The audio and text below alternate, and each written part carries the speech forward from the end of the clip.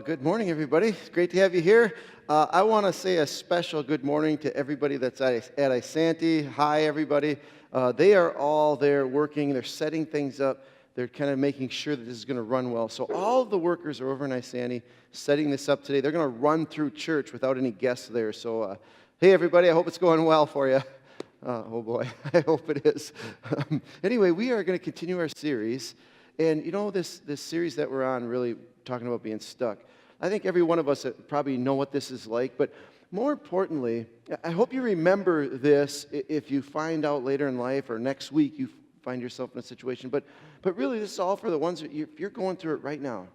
I think there's so many of us. But my prayer for this series is that something changes in your life, that you are no longer stuck. Because most of us who feel stuck in relationships or at work or in our position in life, or we just feel like nothing's ever going to change, we feel hopeless. I hope that this changes your life. I do. And I know it's not going to be easy, but I really do hope it changes your life, because it's so easy for us. And some of you right now, you are living in this just feeling like I'm never happy. I'm not happy. You go to bed at night and in your head you're going over, you know, my marriage, we've been married for years and years, and it's just never what I wanted it to be, and I kind of gave up. I gave up, and you're sitting there thinking, I wish my spouse would treat me differently. I wish we had a better relationship. But you've put it in your head that this is the way it's always going to be. And you've kind of just said, well, I'm a Christian, or it's the right thing to do. I'm just going to stay married. And some of you've went through years without intimacy. You've went through years sleeping in different bedrooms, and not because you snore. Other reasons. And you've just, you know what? God doesn't want us to stay stuck. Some of you are stuck, and you're kind of where you are, your place in life. And you're just stuck there, and you think, I'm always going to have this job. I'm never going to be able to, do things that I want to do. I'm always going to live in this neighborhood. I'm never going to, really have what other people have. And you've probably just kind of settled in your mind that it's never going to change, so why try? And you just feel stuck in that. And so many of us, and I found myself a few years ago saying this a lot to myself, so many of us have been stuck in a way that when other people say something about us, we just have said, well, that's just the way I am. Other people have said, well, you're really selfish, or, you just don't listen to other people, or people have said to us, that you talk behind people's backs all the time, or you're always negative, you're angry all the time, and you've just said, well, that's just the way I am, and you've kind of made excuses for that because you've given up that you'll ever be any different. And I know that all of us go through times in our life, but especially if you're there right now, I want you to know something, that it's pretty normal that we all face this stuff. It's pretty normal. As a matter of fact, I think sometimes we think if we were so spiritual, this wouldn't happen to us. It's probably not true. This happens to everybody. As a matter of fact, the Apostle Paul found himself a few times in his life probably feeling and thinking some of the same things that you have felt and think, and maybe even worse. We read this last week. I just want to go over it again of what Paul said. He said, we do not want you to be uninformed. I want you to know about my personal struggles in my life. He says, brothers and sisters, I want all of you to know, about the troubles that we experienced in the province of Asia. We were under great pressure, far beyond our ability to endure. You felt that. You felt that in your marriage. You felt that at work. You felt like this pressure is more than I can take. And he felt that as well. So that we despaired of life itself. Indeed, we felt that we had received the sentence of death. And he didn't mean physical death. He meant just the sentence of, this is more than I can take. And again, he says in another place, he says, for when we came into Macedonia, we had no rest. But we were harassed at every turn, conflicts on the outside, fears within. You have felt that. The Apostle Paul had felt that. This thing of that I'm tired of of dealing with this. I am tired of the same old thing. I am tired of never being happy. You know what? I don't know if I can go on. And here's the thing. I know you feel like it's permanent, but it wasn't for the Apostle Paul. As a matter of fact, next week we're going to talk about how these things turned out for him. And you feel like, well, this is the way I always am. I want you to know that there's hope. The Apostle Paul didn't stay there. Now, we all experience this, but we don't have to stay living like that. The reason most of us are stuck, now not everybody will be this, but for the most part, most of us get stuck in life because of two major reasons. The first reason we stay stuck, we feel there is no hope, it will never change, is because we avoid situations that we shouldn't. We stay stuck when we avoid. You know that person you work with, or your spouse, or a relative, that you know they said something and it bothered you, and you go to bed at night and it's turning over. You have a whole conversation in your head at night and they're not even there. And you say, I should have said this to that person, or I can't believe they think that much about themselves. I can't believe they would treat me like this. I can't believe how they just put me down like that. And you go over it in your head. And here's why we stay stuck: because we avoid those situations. We avoid it. We don't address it. We avoid it. Or if it's not avoidance, here's the other thing. We stay stuck because we blame other people for things we should take responsibility for. Every time you and I blame others, we stay stuck because it's not others, it's us. It's on the inside. And the same thing, if you've went over this idea that nobody ever works with me, or, it seems like every time I get friends, they all talk behind my back, or you have situations where people just don't want to be around you, or you go from job to job, or different situations in your life that you keep blaming them. Well, it's they acted this way, or they said that to me first, or they did this. And whenever you and I blame other people, we stay stuck right where we are because it's not other people. You can change friends, change jobs, change where you live, get a new spouse, and you know what? It's all the same because we stay that way because we have the issues that we need to look at. And last week we said that we don't have to stay here. Every one of us can change. And I hope by the end of this series, many of us are actually free from these situations. And last week we said all of us can do this. These three things, and I am guaranteeing you that you will be unstuck in your relationships, in your situations in life by applying these three. Now, last week, we talked about courage. Last week, we talked that it takes incredible courage to face our stuff, to face other people, to say to that coworker, to that boss, this is how you make me feel when you do that. When you say that, I feel this way, or you put me down, and to face your spouse. I mean, this takes incredible courage to face your spouse and say, you treat me like this, and I am not fulfilled in this marriage. This is not working for me. Or when you do that, we have to face. We sometimes have to face ourselves in the mirror and say, it takes incredible courage to look in the mirror and say, I am the problem. I'm the problem. I am the one that reacts. I am the one that always is angry. I'm the one that's pushing people away. I'm the one that's gossiping. I'm the one that's hurting people. And it takes incredible courage for you and I to face our stuff. But last week, we left the week with saying this. We prayed for courage that you and I will face our stuff. Face it. Now, some of you might have started. Some of you might have felt fear. I want to wait to see the end of this series before I get into this.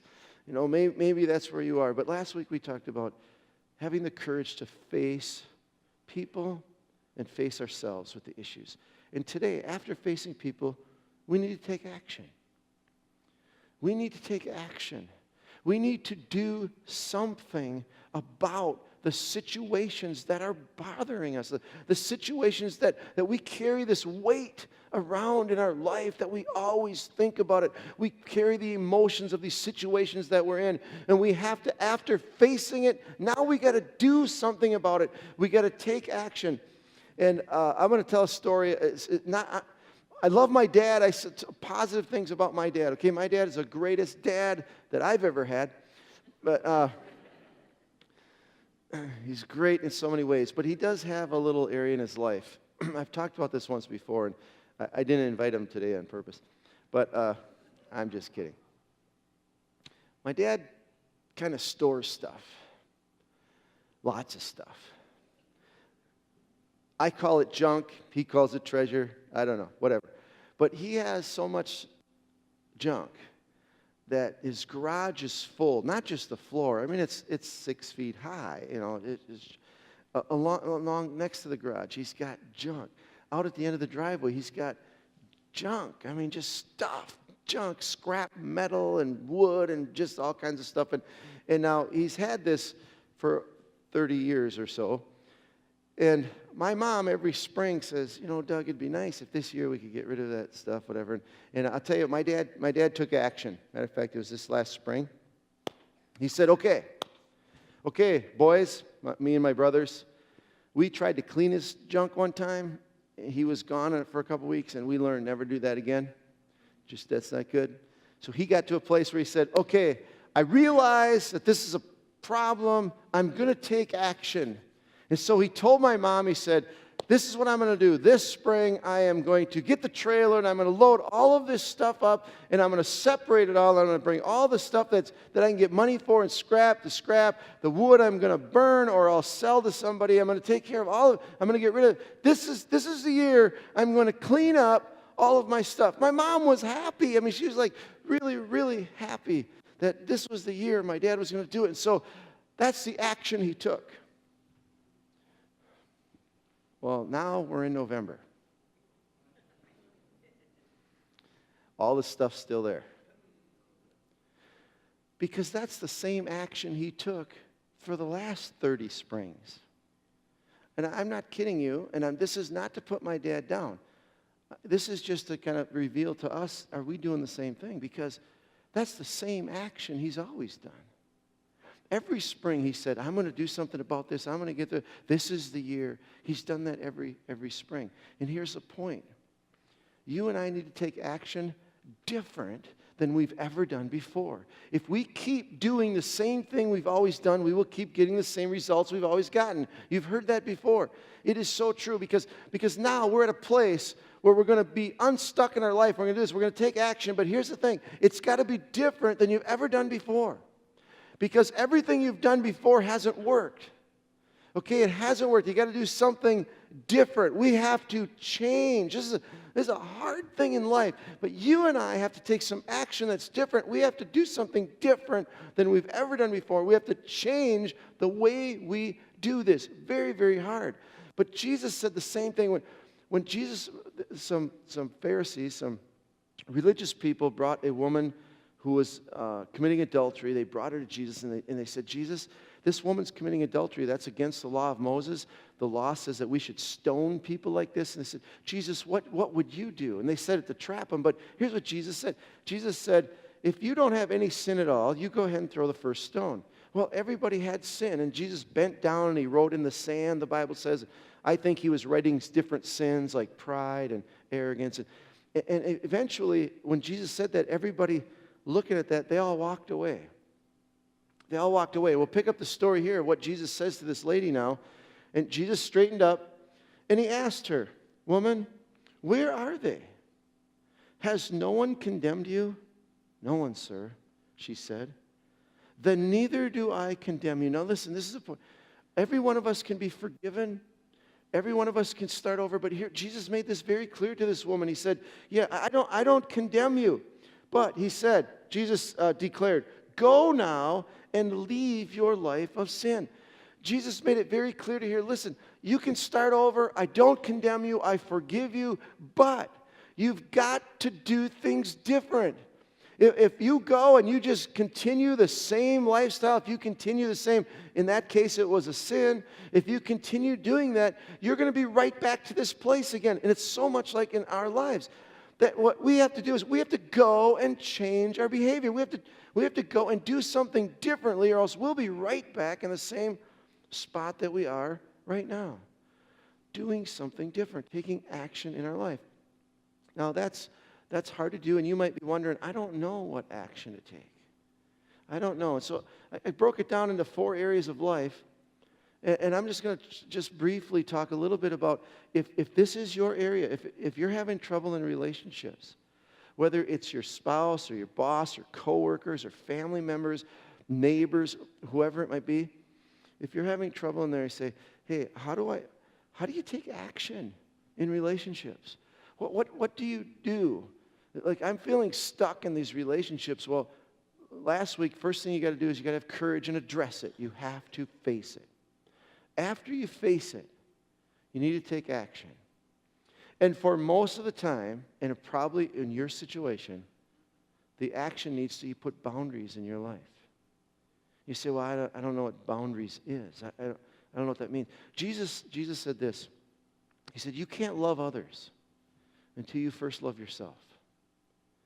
You may think you're giving yourself to other people. You may think, I'm just sacrificing me. Not if you don't have any value for you. That's no sacrifice. Jesus said you have to value yourself first. You have to know that you are a child of God, that you are precious, that you are made in His image, and you have to value yourself before you can even give anything or value other people. And that's where boundaries comes in. Boundaries says, no, you can't abuse me. No, you're putting a boundary up. Say, now listen, with boundaries, you can't go home and tell your spouse or go to work tomorrow and tell your boss to change. Say, you can't do this anymore and you can't do that anymore. You can't do that. We don't have the right to tell other people what to do. But we do have the responsibility in our lives to say what we won't allow people to do to us. No, you can't do this to me. I am a person. I am valuable. No, I am not going to listen to you stand there and cut me down. No, I am not going to just stand there while you blame me for things that aren't my fault. And we have to put boundaries in our fart. Now, did I say fart? Sorry, I can't talk as fast as Sarah. If I do, I ramble, or I slur. When we put boundaries in our life, now listen, for so many of us, this is going to be helpful. You just say, no, I deserve better than this. And you can't be, I want 6 TVs in every room. You got to be reasonable. But usually when it comes to a personal thing, if somebody, if your boss, your spouse, your friend, if they're cutting you down all the time, you say, no, I am more valuable in the sight of God than that. You can't I will not allow you to cut me down. I will leave the room. I won't listen to you. I can't tell you what to do, but I won't. I won't be the brunt of your anger. If you're mad at somebody at work, you're not going to come home and yell at me about it. I'm not going to take that. I'm not responsible for that. In relationships, even if it's a coworker at work, no, you can't take advantage of my work. No, there's this idea of sticking up for yourself and having a boundary for yourself. Now, boundary, your question is, well, what if I set a boundary and the other person doesn't do it? That you have to turn away. Now, I don't know where that will end up. I don't. If turning away means leaving your job, if turning away means separating from your marriage, and listen, I don't know how far that has to go, but if you're in that situation right now, if I'm talking right to you, you need to go to counseling. You need to ask a professional, how far do I take this? What do I do? You need help. We have Silverline Counseling right here at the church. Michelle does a great job. Look it up online, make an appointment. You need counseling, but this putting boundaries up for our life. We have to survive. Do something different. You've never done that before. Or you've done it and you haven't stuck to it. You need to do some different, take some action to put boundaries in your life. What if it's habits and addictions? What if that's your thing where you feel like this will never change? I'm just doomed to this my whole life. I will never get on this. Well, first you need to face it. Okay, last week you have the courage to face it that, hey, I am the one making these decisions. I am the one that's responsible for this. And now take action. And I know how difficult this can be. I talked about smoking last week and how difficult that can be. To just quit a habit like that can be so hard. But here's the thing. You got to do something different. And the thing you got to do different is to not do it on your own. How many of us have tried? Don't raise your hands.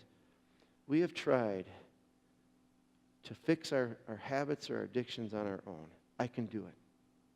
How many times have you told yourself that? I can do it. Maybe that's why you feel stuck, because you can't do it on your own. As a matter of fact, the Bible gives us great advice. Ecclesiastes says this: two are better than one, because they have a good return for their work. I know it's over another one. If one falls down, his friends can help him up. But pity the man who falls and has no one to help him up. Listen, these are our struggles when it comes to addictions and habits in our life, that we think we can do it on our own. We'll just try harder next time. It doesn't matter how hard we try, we fail. And then we feel stuck and we'll never get out of it. It's not true. You can get out of it, but you need to do something different than you've ever done before. You need to get help. You need to have a friend. You need to have accountability and to tell somebody or go to a group. We have a group here on Monday night that is awesome. Go to a group and say, listen, I am serious. I need you to help me. Keep me accountable. Somebody to connect with. Somebody that's going to help me get past this in my life. Do something different than you've ever done before. Next one. Sorry, guys. Back to the list. There we go. Life position. If you find yourself, I don't want to say life position means how much money you make or whatever. Money doesn't make you happy or anything, but if you personally are in a life position that you just feel like, this will never change, I'll always be at an $8 an hour job. $8 an hour job's fine if you're happy. But if you feel you have to be there because you're stuck, that's simply not true. It is simply not true. Or maybe you live in a house that just is inadequate, or you feel it's inadequate, and you want something different. That's fine to live in any house. The point is, if you don't want to and you feel stuck, you feel forced that you have to live in that situation. And you're just stuck in your life situation that you're in. It's not true. At least it's still not true in America. I don't know how much longer, but it's still not true today. You can do something about it. You can. First, face it. Say, hey, it's up to me. It's not my boss's fault. It's not my job's fault. It's not my school's fault. It's not my education's fault. It's not my parents' fault. It's my responsibility. Take ownership of that and then do something about it. The Bible tells us, I got them running in there, all hard work brings a profit. But listen, here's what I want to get to. But mere talk leads only to poverty. And here's a problem when we feel stuck in an area like that. Sometimes we just sit there and we just talk about what I should do. Oh, I should get a new career. I should go back to school. I should learn this. I should start my own business. And we just talk. Hey, mere talk doesn't bring us anywhere. But listen, for every one of us here, you are capable of changing your life situation by applying yourself. I know some people who went back to school. They're as old as me. I was going to say as old as dirt. They're my age, and they've went back to school, and they've learned new things, and they've got new jobs. And, it's not easy. None of this is. But if you feel stuck, you can change it. You really can. The last one, our emotional issues. This is the biggest one. Our emotional issues. We like to blame other people for our issues. Our emotional issues are, I don't know how else to say it, but emotional issues, but maybe it's more than that. It's if you have anger, if you're just an angry person, you yell a lot. If you're the kind of person who you just always blame other people, you might talk behind other people's backs. Here's where you find yourself. You find yourself where nobody ever understands you. It's always everybody else. They don't understand you. And you feel frustrated on the inside of, I don't know why I used to have this friend and I don't anymore, and they turned on me. I don't know why I had that person over there and they turned. I don't know why these people talked about me. I don't know why other people treat me like, I don't know why I'm never invited. I don't know why I'm an outcast. I don't know why people say I'm always angry. I don't know. And those kind of issues, the first thing we got to do, listen, we don't want to stay here. The first thing we got to do is have the courage to say it's not other people. It's me. There's something in me that causes other people to treat me like this. Because it happens all over. It happens all the time. There's something in me that rubs people the wrong way. There's something in me that is edgy. There's something in me that's pushing people. There's something in me. We got to look at that. So what is that in me? And then we got to do something about it. The Bible says not to think of ourselves more highly than we ought, but to think of ourselves with sober judgment. In other words, you and I have to look in the mirror and we got to say, it's me. What am I going to do about it? Here's the number one thing to do about it. Start listening to people. Start listening to what other people are saying. Because other people are telling us, maybe they've given up, but there's new people in our lives that will tell us. Other people have tried to tell us that we are cranky, that we are edgy, that we are angry, that we are prideful, that we are boastful, that we talk behind people's backs, that we are arrogant. Other people have tried to tell us this. We have to start listening. Listen, it'll change our lives. Start listening to what other people are saying. Because if that's you, this has been me. I've learned a lot over the last few years, just by going. I've been seeing a counselor from time to time, really listening to what he has to say in my life. And I'll tell you what, every time he's convinced me of this, I realize other people have been trying to tell me this for years. They've been trying to tell me for years. I just don't listen, because if this is you, you have a habit of blaming others. It's just a part of the game. You have a habit of, well, they don't understand me. Well, they just took this wrong. No, probably not. It's probably something in you. You have to listen to what other people. Now, you don't listen to every weirdo out there, and you don't listen to, but you know what I'm saying. Don't take this to extreme, but listen to what people are saying. And if you find yourself, listen, this will change your life. If somebody comes to you and says, boy, you were a little bit edgy the other day and you're just cranky, you're just kind of a little iaichi. How can I say that word? How do I say it? Oh, anyway, if your first thing is to excuse yourself, if you make excuses, well, that's the way I was, it means you have no intention of changing. If the first thing that comes out of your mouth is an excuse, you might as well just say, I have no intention of changing, because I'm not listening. And I know it's our habit to do that, but we got to do something different. We got to stop making excuses for how people are taking us and start listening. And it will change our life. It really will change our life. My brother Tom, he's the one I go hunting with the most. I went elk hunting with him just a few months ago. And we were elk hunting, and we were just talking.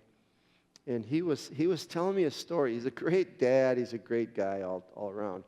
But he was saying that there was a few months where he's coming home and his kids just disappear. And he has this family that they eat dinner together every night. They've done it ever since the kids were small. They've eaten dinner together every night. It's kind of a tradition that they eat dinner together. And he said, he was coming home and the kids were kind of scattering, and his wife was kind of distant, and he was kind of wondering gosh, what's going on? It was a few months, and hey, come on, guys, and they just didn't want to. And so he asked his wife, he said, gosh, does it seem to you like the kids are a little distant and stuff? And she said, well, Tom, you're angry all the time. They don't like being around you. You come home and you're angry all the time.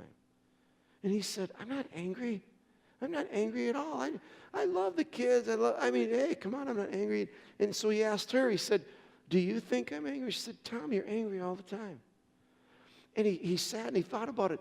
And he said to himself, he said, gosh, I'm not angry at all. He was searching himself. So he asked his wife, he actually sat her down. He said, what do I do? What are my behaviors that you think I'm angry all the time? And then she started naming them off. When you come home, you say this, or you do this, or you get on the phone and say this. You do these things. And he said, and he finally listened. And he said, I wasn't angry at all, but I was frustrated. So when somebody said to him, "You're angry," he said, "No, I'm not angry. I don't feel that emotion." But when he finally realized and his wife said, "frustrated," he got it.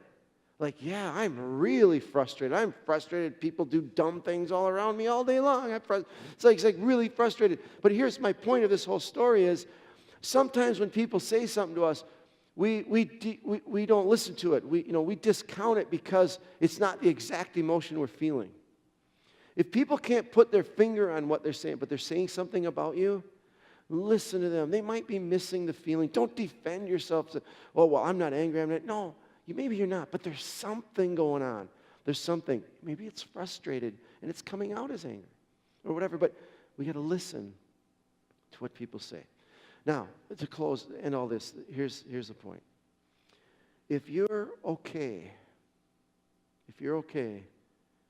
living where you're living, if you want to keep living the way you are, that's fine.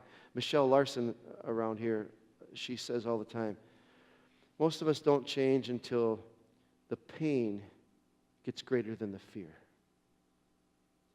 And maybe you're not there yet. But some of you, the pain of being stuck is great. You don't want to live like that anymore. There's fear. That's why it takes courage to face our stuff. And there's a lot of fear taking action. Boy, should I really do this? And once you do it, it takes fear.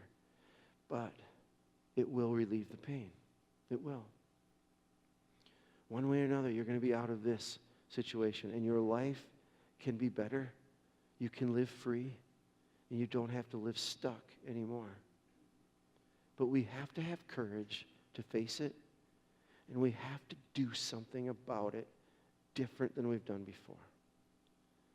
Let's talk to God. Father, I just thank you so much for giving us the instructions on how to get unstuck in our life. And Lord, I know some of us the fear is still just so great. Well, we tell ourselves, well, it's not that bad. Well, I can just keep living like this. Lord, you don't want us to. You don't want us to. You look down and you say to every one of us, I love you. I don't want you to live hopeless. I don't want you to live feeling like you'll never, ever blossom, never change, never experience love, never move on in your life. Lord, you want us to, and I pray that you will help us get there. Help us. Give us supernatural courage. Give us strength to take action in our lives. I pray in Jesus' name. Amen.